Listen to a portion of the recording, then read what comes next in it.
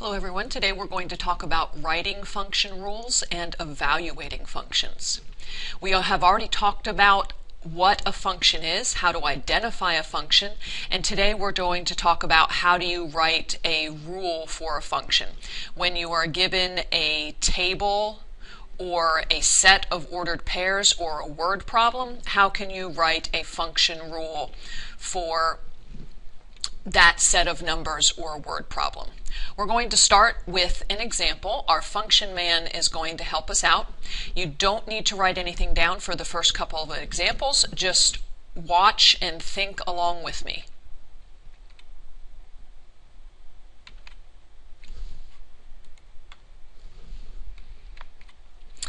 Okay, so we want to figure out what is the function man's rule. What is he doing with the input to get the output?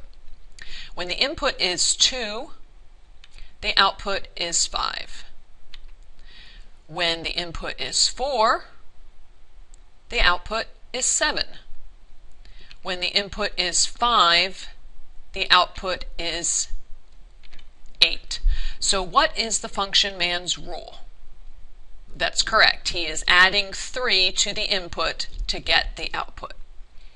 Let's look at another example. When the input is 5, the output is 2.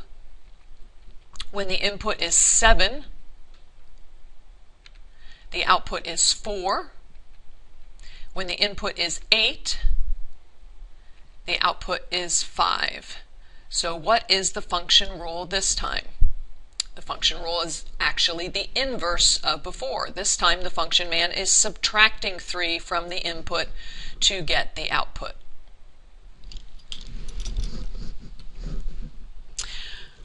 Okay, let's switch to the document camera.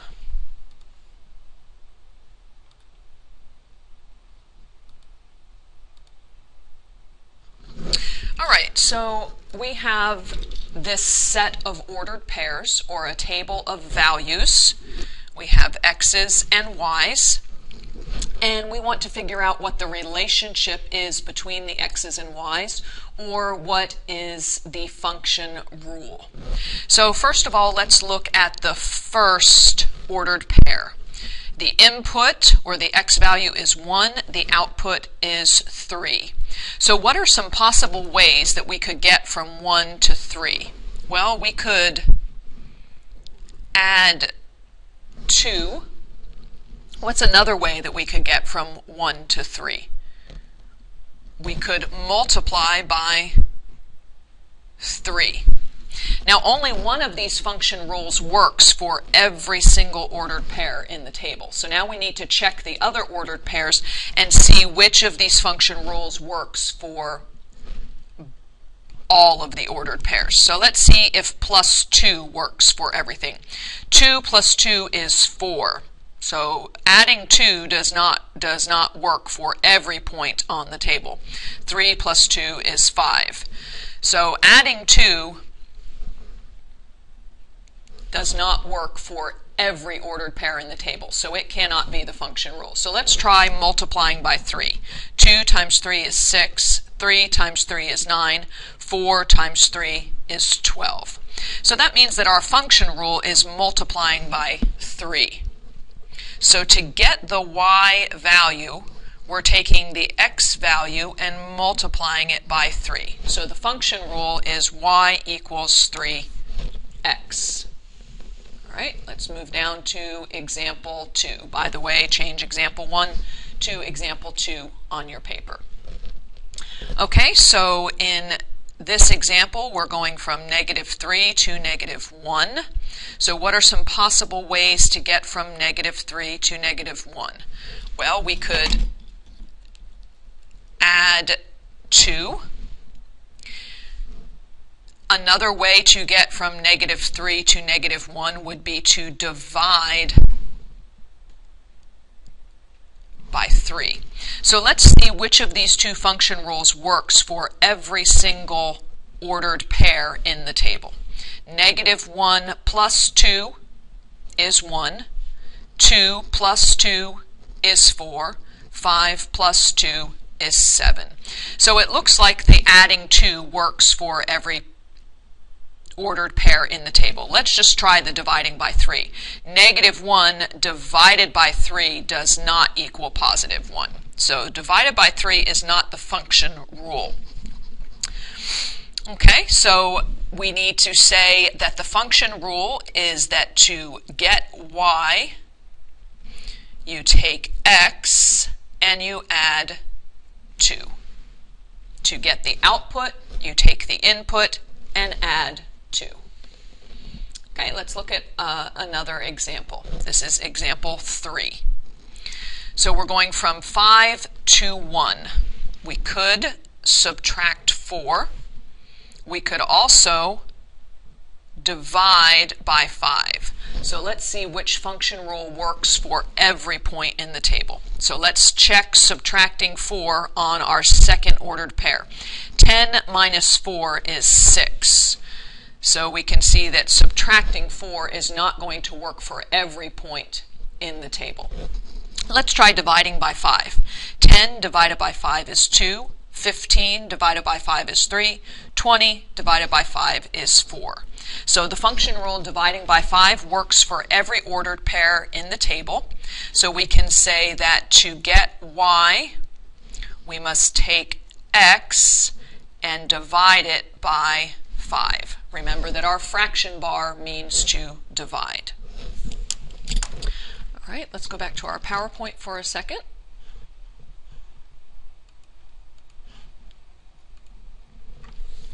So in examples 1 through 3, all of those tables represent functions because each x value or input had only one y value or output. Let's just review some of the other names that we can call x and y by. X is the domain, the input, the cause, the if, the independent variable. The y value is the range, the output, the effect, then the dependent variable, and another name we're going to learn for it today is f of x. When you see this notation right here, it does not mean f times x. We say it f of x, and it means the same thing as y.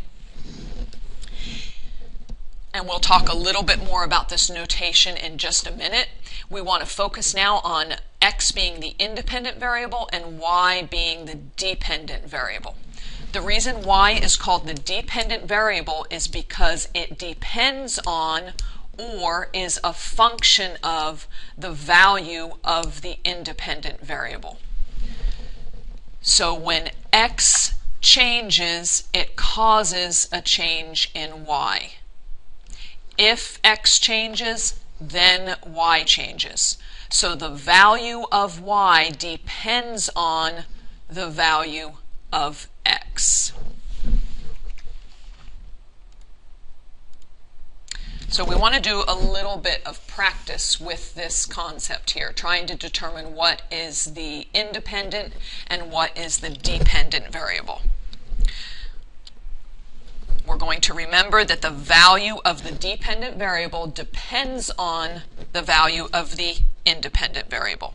So my cell phone bill depends on how many minutes I use. So that would mean that the cell phone bill is the dependent variable.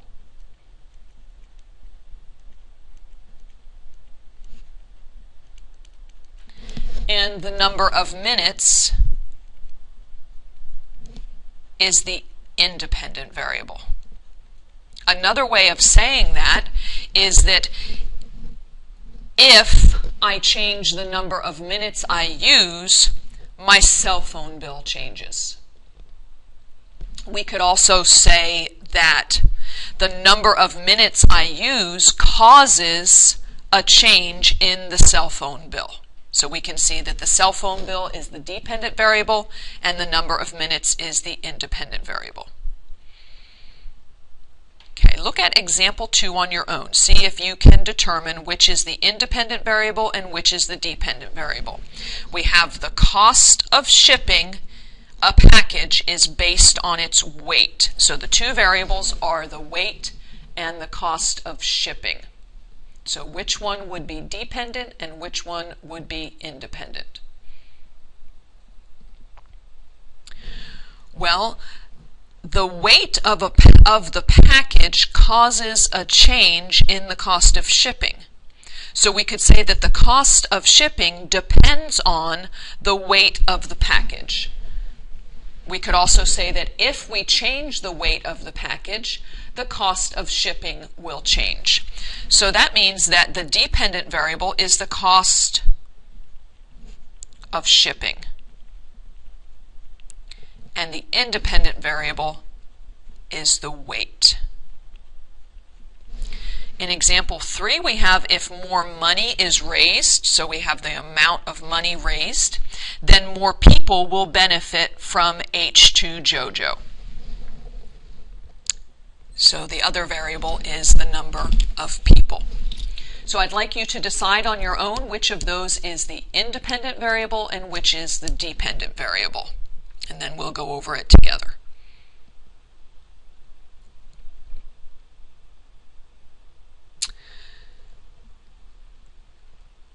So, if I change the amount of money that is raised, in other words, if I raise more money, more people will be helped. If I raise more money, then more people will be helped.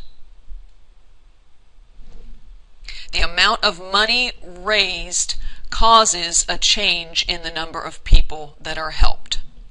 So the number of people helped depends on the amount of money raised. So our dependent variable is the number of people, and our independent variable is the money raised.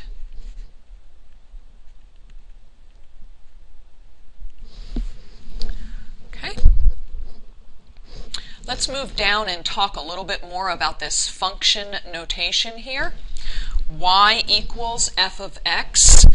This can also be said as y is a function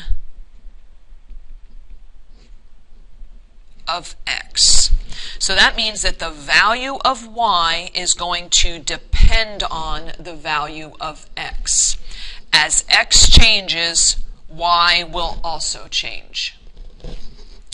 Let's try to figure out the function rule and the independent and dependent variable in each of these examples. We're going to start with the function rule because I think that's going to help us identify the independent and dependent variable a little bit more easily.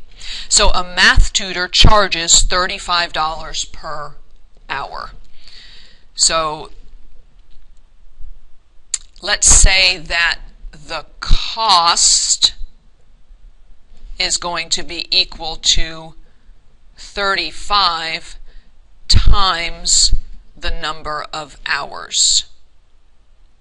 So if we look at our function rule that we wrote, which one is in the position of the x? Normally, we would put y here, and we would put x here. So the h is like our x. X is the independent variable.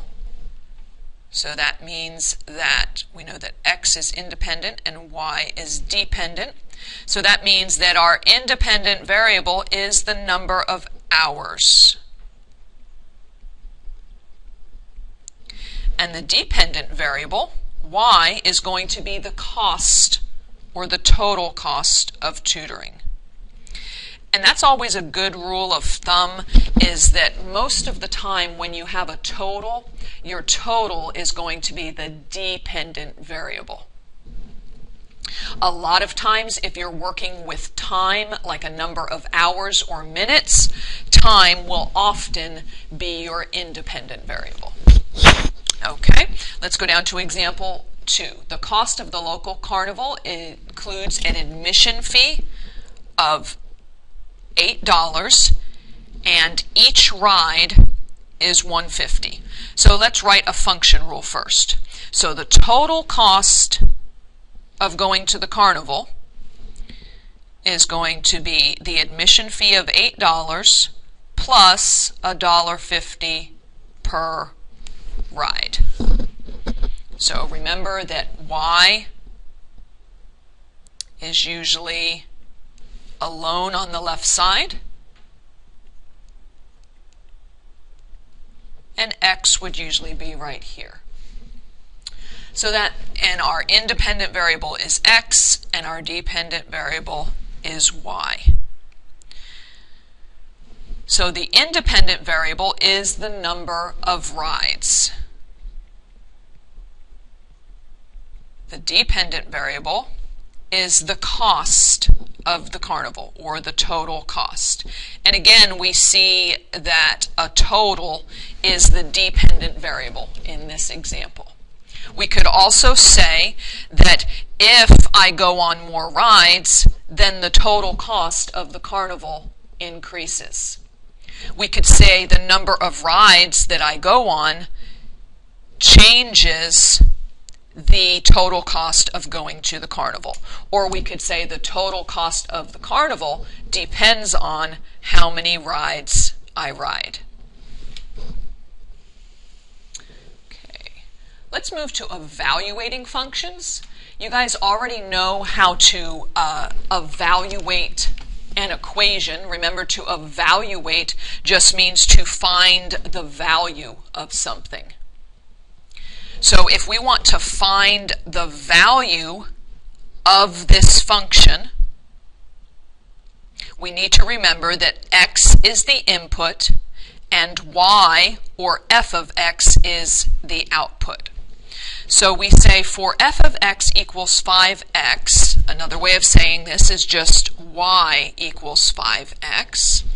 Find f of x when x equals 7.5. So what we're saying is find y when x equals 7.5. How do we do that?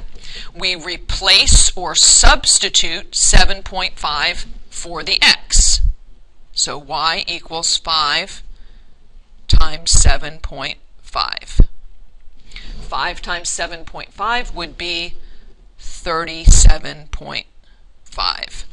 So f of x is going to equal 37.5 when x equals 7.5. Remember that x is the input and f of x is the output.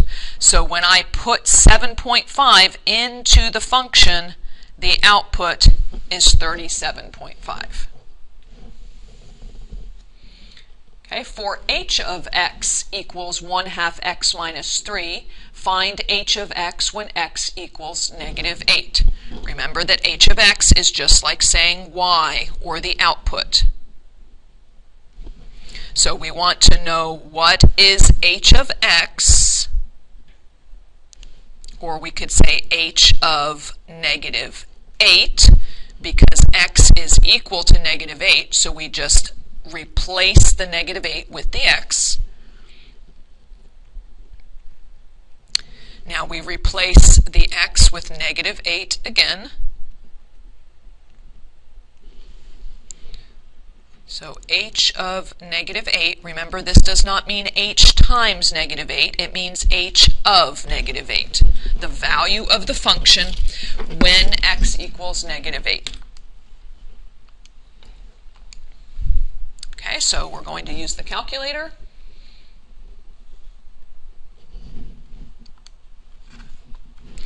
So 1/2 times -8 minus 3 will give us -7. So h of -8 is -7. When the input is -8, the output is -7. When the value of x is -8, the value of h of x is -7. Moving on to the next one. Try this on your own. We want to know g of negative 5. So that means that the input, or the x value, is negative 5, and we want to know the output, or the y value.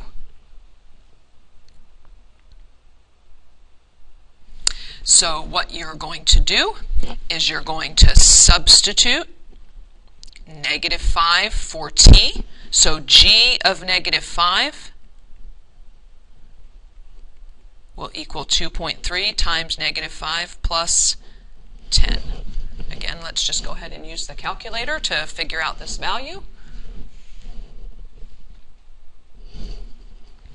So 2.3 times negative 5 plus 5. That will give us negative 6.5.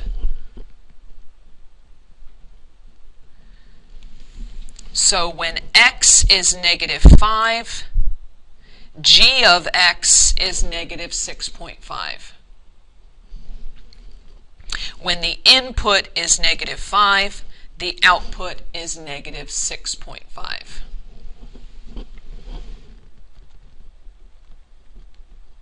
Okay, I've added another example to this. For what value of t does g of t equal 6.9? What's the difference between this question and the other questions? Well, in this question, we were given the output, or the y value, and we were asked for the input, or the x value. So, in order to find this, we need to take the function g of t. We're going to replace g of t, or y, with 16.9. And we want to know what is the value of t. So that means we have to find t. We have to solve this equation for t. So it's a two-step equation. We'll start by subtracting 10 from both sides. We'll get 16.9 equals 2.3 t. Now we will divide, I'm sorry, not 16.9, 6.9. Now we'll divide both sides by 2.3.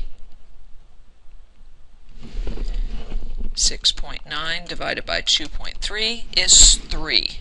So we get t equals 3. So that means when t is 3, g of t is 16.9. Or when the input is 3, the output is 16.9. Okay, that's all for today. We'll practice on this in class.